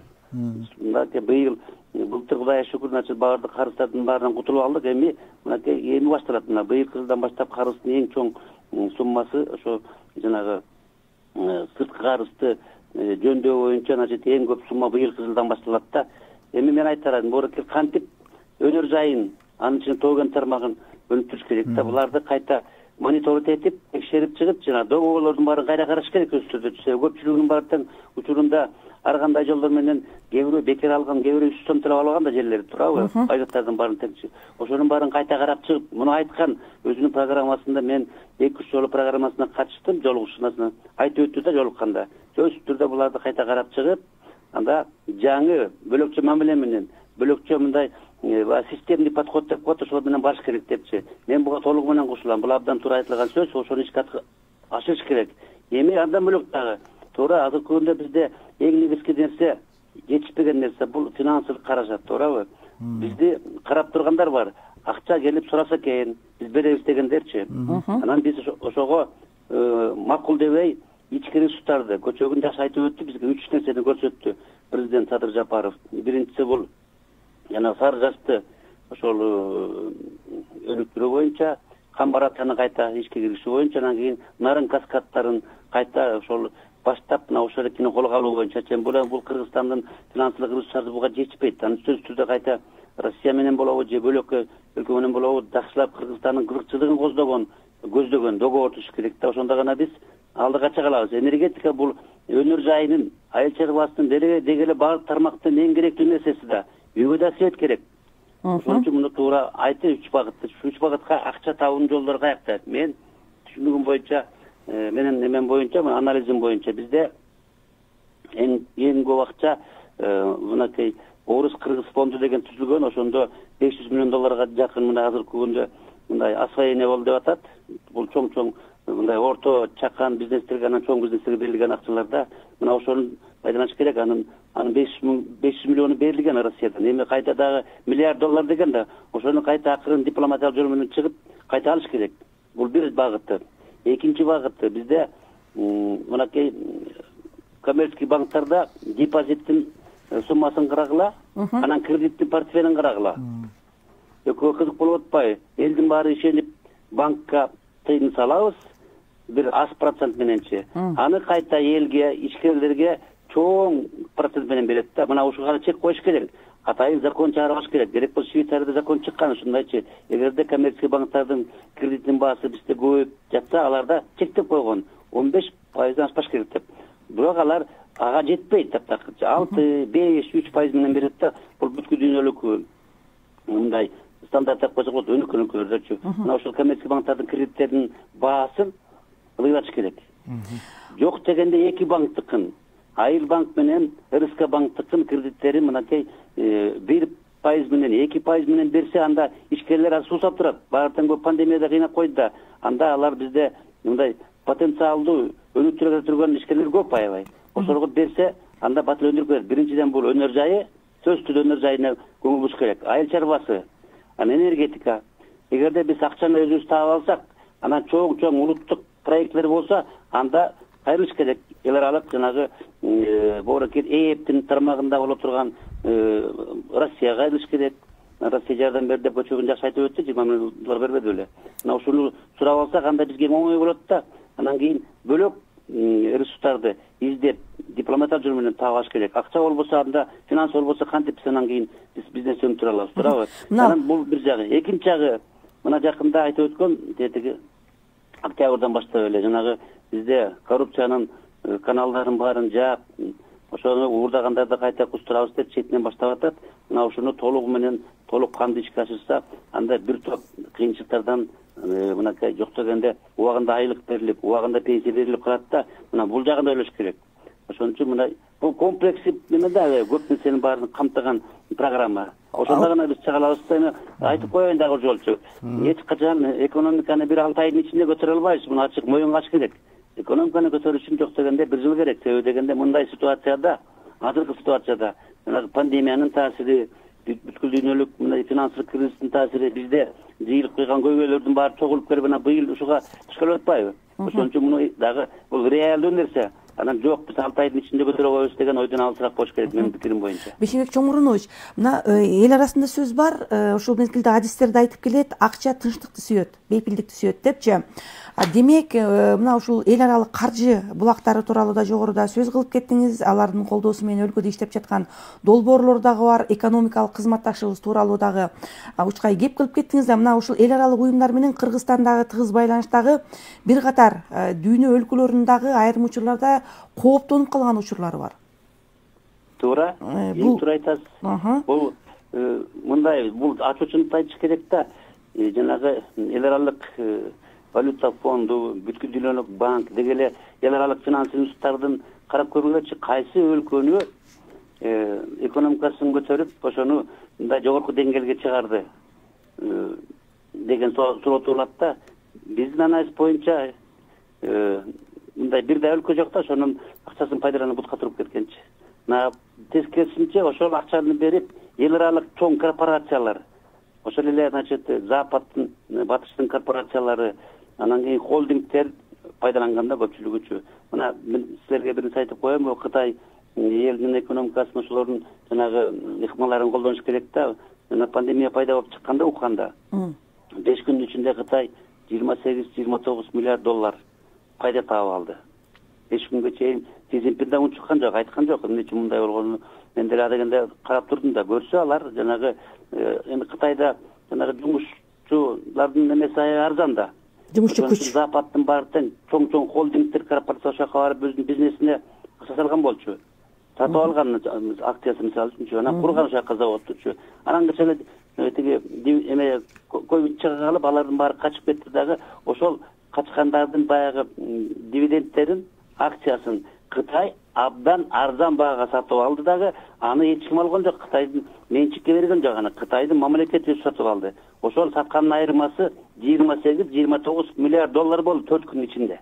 Аны андай расмий деле бар маалыматчы Кытайдын өзүнүн эмесине кирсеңер бар да, караңызчы булардын эмесин, технологиясын абдан жакшы учурунда пайдаланды. Эми бул бир чети баягы бизнесте эч кандай мындай эме жок дечи, баягы нормасы жок алардын. Алар негизги максаты буларды көбүрөөк пайда алса болду деген эле түшүнүккө жашап келатат да. Бейшенбек мырза, федералдык фонддордун дагы пайдаланып, аларга ишеништин дагы азыркы күндө мындай аябай эле ишеништин дагы кереги жок деп ойлойм да. Себеби дегенде азыр биздин негизги ишенгенибиз өзүбүздүн ички ресурстар, анан туура башкаруу.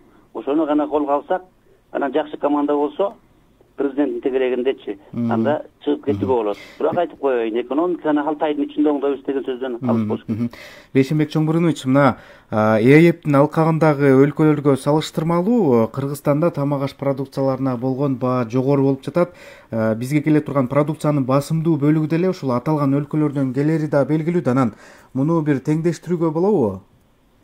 Эми ЭЭПтин алкагында биз жакшы иштей албай атабыз, муну моюнга алыш керек да. Себеби дегенде аларга мындай тең ата болуп, өзүбүздүн кызыкчылыкты колдогон мен бир жакшы мындай күчтүү ошол эле министрди же болбосо бир жакшы программаны көргөн жокмун. Аны айтыш да кыйын да. Бул ЭЭПтин алкагындагы бул ЭЭП деген өзүнчө мындай экономикалык айтканда экономикалык зона. Ал зонада ар бирибиз күрөшүш керек. Ар бир мамлекет өзүнүн кызыкчылыгын колдош керек да. Ошондо гана биз жетише алабыз. Жок, биз тиги ошол ЭЭПтин же Россиянын же Казакстандын жиберген же талаптарын аткарып эле келатпайбыз, туурабы? Андан пайда аябай көрдүк деген мен ойдон алысмын. Туура Кыргыз Орус фондунун жардамы аябай тийип атат. Муну өнүктүрүп кетиш керек. Анан ардагычы. Анан тамак аш боюнча анакей бизде 30 жылдан бери айыл чарбабыз ошол кыйналып келатат да, бирок таң калыштуу нерсе элибиз ошого карабастан мынакей кредиттин баасы кымбат. Анан бардык эмелердин налогтордун ажыраттык айыл чарбасынча налог төлөбөй калды деп. Ошого карабастан мынакей айыл чарбасында иштегендердин эмгегин баалаш керек. Бизде негизги көйгөй азыркы күндө мынакей биз өзүбүздүн негизги тамак аш менен ашып кетсе 30% гана эң көп болду дегендечи максимальный 30 гана процентти камсыз кылабыз. Калган 70%-ин импорт келет. Ошол ЭЭПтен келет. Россия, Белоруссия, Казакстан, биягыбыз Кытай, Өзбекстандан келип атпайбы, туурабы? Бул абдан көйгөйлүү нерсе. Эртеңки күндө мисалы алар кааласа баасын көтөрүп коет, алар биз тыя албайбыз да, жок мындай кылгыла депчи.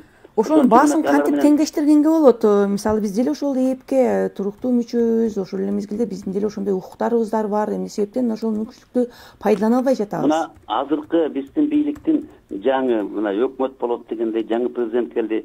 Ошону көтөрүп чыгыпчы. Ошо ЭЭПтин алкагында бизге адегенде Кыргызстанга жеңилдетилген көп нерсени жардам беребиз деген болчу. Преференция деп коет да, ошону аткара албай калдык бизчи. Мына ошо таможнядан түшкөн акчалардын көпчүлүгүн мамлекеттин бюджетине түшпөй эле кээбирөөдөн чөтөнүп чыгып атканын далилдеп атпайбы, туурабы? Аякта коррупция көп экенин баарыбыз билип турбайбызбы? Ошон үчүн мынакей ушуну мен ишенем, мынакей Садыр Жапаровдун командасы, президенттин командасы, өкмөт жана башкалар чогулуп алып кайта ошо кайрылып дипломатия жолу менен түшүндүрүп айтып, биз деген биз Россия, ошол Белоруссия, Армения, Казакстан, мына Өзбекстан кирди, ошо баарыбыз бирдей мындай эмени сактайлы депчи тартипти. Анан бизди кыйнап, анан биздин бийлик дагы эми мынакей түшүнүш керек да. Айыл чарбасын канча кыйнап бүттүк, туурабы? Чек арадан жаап салып атып өткөрбөй, кенедей картошкасын этин салып алган бизнесмендердин балдардын баары кыйналып бүттү да мына ушул болбош керек таптакы. Аны мамлекет чечиш керек. Мамлекеттин бул мойнундагы жүк, анын кызматы, анын функциясы түптөн түз. Бейшенбек Ишенович, кечиресиз, Чоңмурунович, мына ошол жерде көбүнчө айтып келишет, ээптин алкагында Кыргызстандын өзүнүн ушу тең ата сүйлөшө албагандыгы дагы кайсы бир деңгээлде мына ушул соода жүгүртүүгө өзүнүн таасирин тийгизип коет деп. Бул канчалык жүйөлүү? Туура, эң туура, мен сиздин оюңузга кошулам. Ошол ээп түзүлгөндөн баштап биздин өкмөттүн мүчөлөрү, ошонун атайын ошол ээптин эмесинде иштеген өкүлдөрү ошол өзүбүздүн талапты койгондон коркуп отурдук да. Биз аларга теңире албайбыз дегендейби, же иши кылып мындай алардын жакшы программасы болгон жокпу? Айтор мынакей ошол ээптин көп кызыкчылыгы бар болчу, бизге таасирин тийгизгенчи жакшы жагынан. Ошону пайдалана албай келатабыз. Себеби дегенде алар менен тең ата болуп сүйлөшө албай атабыз. Биздин деңгээл жокпу. Демек ошол жака күчтүү мынакей министр, экономика министрин, ошол эле значит өкмөттүн составына мыкты билген кишилерди коюш керек да, ошондо гана биз чыга алабыз. Себеби дегенде бул сөз түрдө ар бир нерсени мындай сүйлөшүү жолу менен чечилет, туурабы? Экономика болобу, саясат болобу, ошону сүйлөшө турган киши мындай түшүндүрүп, айтып, анан ошого мындай талап кыла турган киши. Мынакей биздер менен толук кандуу мүчөбүз. Бул жерде чоң өлкө кичине өлкө дебеш керек. Толук кандуу мүчө болгондон кийин бизге жардам бериш керек болчу. Алардын адегендик программасы боюнча ошону алган жокпуз биз. Кайра жоготуп ийдик да. Мына ошого мындай дипломатия керек, чоң дипломат керек да. Сизге рахмат, Бейшенбек мырза, ыраазычылыгыбызды билдиребиз. Урматтуу радио угармандар, биринчи радионун таңкы бурулуш программасын угуп жатасыздар. Биз менен жогоруда байланышта эске салып өтөлү, экономика илимдеринин доктору, профессор Бейшенбек Ишенов байланышта болду. Биз уктуруубузду жыйынтыктар алдында угуучубуз дагы бизге билдирүүсүн Facebook аркылуу жазыптыр. Гүлжан, окуй кетели. Албетте. Бул жогоруда тема боюнча экен, эми угарманыбыздын сунуштары абдан көп экен. Жылуулук муктаждыктары энергетикалык жана экологиялык кризистерди жаратып келишет. Дал ошондуктан жылуулук көйгөйлөрүн, кесепеттерин чечпей туруп, биз эч качан энергетикалык жана экологиялык кризистен кутула албайбыз деген дагы бир топ сунуш пикирлерин жазган экен биздин Facebook колдонуучубуз Эстебес Анаке деген колдонуучубуз. Мына ушундай албетте бүгүн бизди Facebooktан дагы бир катар жарандар ошону менен бирге радиодон дагы 104.1 жыштыгынан биринчи радионун жыштыгынан угуп турушту. Албетте биз ар бир угарманыбызга, ошол эле көрүүчүлөрүбүзгө, жалпы эле кыргыз элине тынчтыкты, өлкөбүздө бейкутчулук өнүгүүнү, өсүүнү каалап кетмекчибиз. Бүгүн жарым саат бою сиздер менен биз бир жарым саат бою Урмат Жээнбеков жана Гүлжан Каражанова болдук.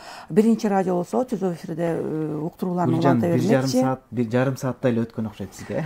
Мага ушундай эле сезилип атат. Жана эле киргендей болуп, эми таңкы бурулуштагы мындан уктуруубузду жаңылыктардан кийин таңкы бурулуштун негизги темалары, маселелери улантмакчы. Биз болсо уктуруубузду жыйынтыктайбыз. Канат кош келипсиз. Сизге жаңылыктын кезегин берели дагы биз угармандарыбыз менен коштошуп чыга берели. Саламатта калыңыздар.